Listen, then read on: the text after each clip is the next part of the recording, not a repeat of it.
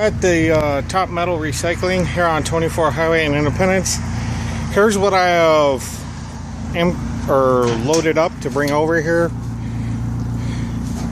Got some motors over there, some compressors over there. This is what I've already unloaded into this bin. Here's all my wire.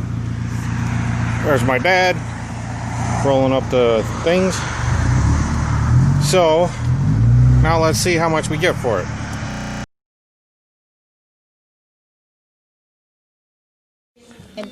So I didn't even try. I forgot. I got home, put everything away, and